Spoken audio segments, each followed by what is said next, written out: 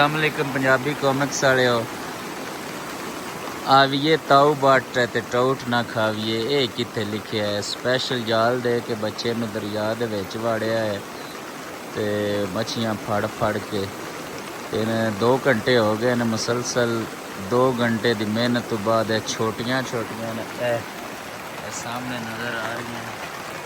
2 दाने हाथ लगे ने बाबे हरी अपना माशाल्लाह बल्ला गजन पर वेट कर रहे हैं किस टाइम माल आवे। बड़ा माल देखो ना दरिया के किनारे शिकारी जिमें बांधे ने ओ जाल फेंक दिता लाले ने। अल्लाह करे तो हुण कोई बड़ा दाना हाथ आवे असी भी ना सर्दी जड़ी है ना इंजॉय करिए।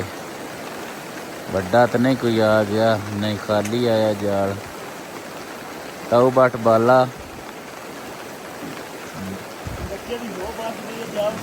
कसम है ठंड ही बड़ी है ठंडा पानी। हाँ जी इन्ना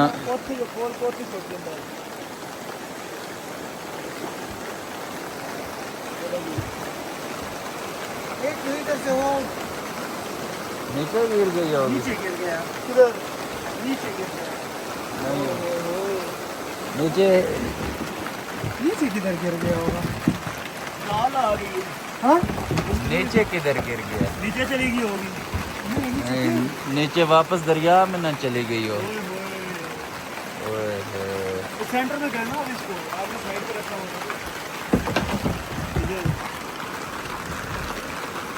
ये तो काम खराब हो गया।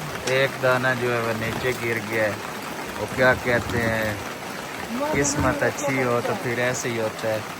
अब भाई नीचे से वधिए 100 हाल होंगे ने यहाँ टेबल पे पड़ी थी और नीचे गिर गया। भाई नीचे से ढूंढने लगे।